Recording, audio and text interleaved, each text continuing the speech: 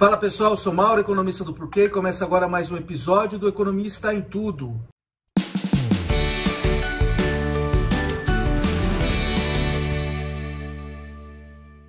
Hoje eu vou aproveitar para falar de Jogos Olímpicos, que é o assunto da semana, das próximas semanas, né?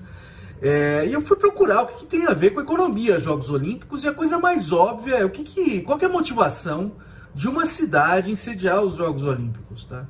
Porque é uma coisa que envolve muito custo, tá?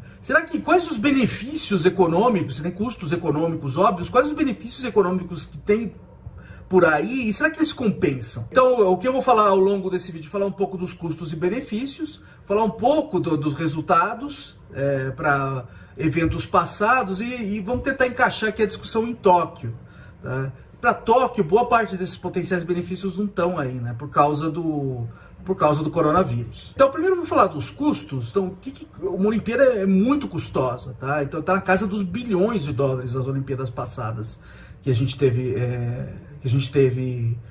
no mundo, tá? As mais recentes. Então, que tipo de custo tem? Você tem custo de construção de infraestrutura, de organização dos próprios jogos e de segurança durante os jogos também, e de cerimônias de abertura e encerramento, tudo isso é custoso. Então, tem um custo alto, sai uma conta alta e a questão é se tem benefício, tá?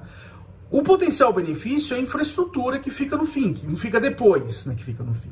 É a infraestrutura que fica depois que os jogos vão embora. Então, a questão é, será que vale a pena essa infraestrutura? É o tal do legado, né, dos Jogos Olímpicos. Boa parte dessa infraestrutura não, porque ela é muito específica. Então, por exemplo, quando uma cidade tem que sediar os jogos, ela tem que, por exemplo, construir um velódromo, tá? Ou um parque aquático super moderno. Depois que os jogos passam, essas coisas elas são pouco usadas, tá? Então não tem esse benefício todo. E além disso, ela continua a gerar custo por causa da manutenção que você precisa para que essa coisa não estrague, né? Então muitas vezes vira um elefante branco. Então esse tipo de legado ele não é muito grande para a cidade. Tá? Então o legado dos estádios, das arenas, ele não é grandes coisas. O que fica de legado provavelmente é outros tipos de infraestrutura, por exemplo, como transportes. Tá? Então a questão aqui é, por que a gente precisa de uma Olimpíada para precisar fazer, por exemplo, obras de transporte na cidade? Tá? Será que não dá para fazer uma obra de transporte sem a Olimpíada, sem pagar todo esse custo que vem da Olimpíada? Tá? Então, potencialmente o que você está querendo ali, que os políticos estão querendo, é colocar uma amarração na mão deles. Tá? Falar assim, olha, sem os Jogos Olímpicos eu não faria essa obra, então eu vou colocar um prazo aqui para mim. Então isso aí pode ser um benefício, mas também tem custos associados a isso. Que tipo de custo? Tá? Toda vez que você põe um prazo, os custos aumentam. Tá? Então a gente sabe disso de eventos esportivos passados aqui no Brasil. Toda vez que você tem um determinado prazo para fazer, fica tudo muito mais custoso. Em termos de contratar gente, contratar a empresa para fazer, fica tudo mais complicado. Tá? Então não é óbvio que esse ganho é tão grande assim. E não é óbvio porque você precisa fazer um evento desse tamanho só para se forçar a fazer uma obra de infraestrutura. Parece uma conta muito alta a pagar simplesmente para amarrar a mão dos políticos. Outro tipo de benefício é aquele boom que dá na economia local, quando tem, por exemplo, atrai turista que vem de fora e gasta dinheiro ali, tá? As próprias pessoas locais vão gastar dinheiro indo para os eventos. Então isso aí pode dar, por exemplo, um boom de curto prazo na economia local. Isso é um potencial benefício, tá? Só que não é muito animador nesse sentido, tá? O ganho, se tiver, ele é pequeno e ele é de curto prazo. Aliás, ele é muito menor do que as cidades antes, nos estudos que elas fazem, elas prometem, tá? Por quê? Porque você tem outros efeitos jogando contra aí. Então, uma das coisas que acontece você tem turistas que viriam normalmente para a cidade e eles deixam de vir para evitar a muvuca que tem dos Jogos Olímpicos. Então, chega gente que vem para os Jogos, mas para de vir gente que viria normalmente para a tua cidade.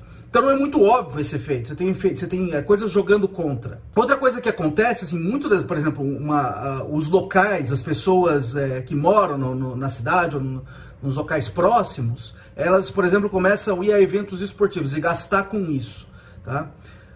Só que, assim, provavelmente essas pessoas estão deixando de gastar em outras coisas. Então a pessoa, por exemplo, não vai ao teatro, mas vai a um jogo de basquete, por exemplo, tá? Então é um gasto a mais aqui, um gasto menos na outra ponta. Isso das pessoas que são as pessoas que moram no local. Tá? Então não é muito óbvio que você vai ter esse ganho todo, e a hora que você olha para as experiências passadas, não tem esse ganho todo de curto prazo. Tá? O que pode ter é um ganho de longo prazo aí do turismo. Então a cidade fica mais conhecida no mundo todo, e aí vai atrair mais turista para sempre. Tá?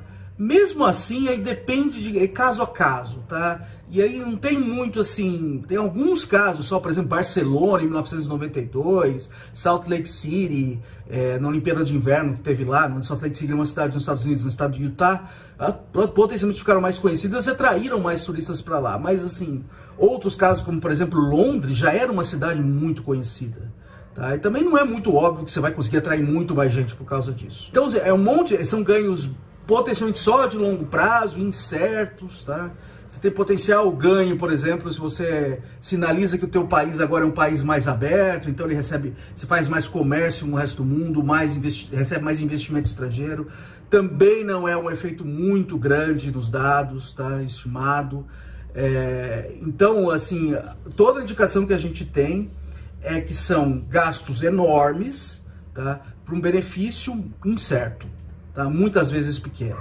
Então acaba somando uma conta muito grande depois. Então, e agora, por exemplo, se fazer um paralelo com o caso de Tóquio agora, em Tóquio muitos desses benefícios não vão estar aí, né? Muitos desses benefícios de turismo, tá? Turismo local, feito na economia local, isso não vai ter, porque por causa de um monte de restrições que a gente estão colocadas por causa do coronavírus. Então, assim, e além disso, assim, em termos de turismo de longo prazo para Tóquio, primeiro, Tóquio já é uma cidade conhecida.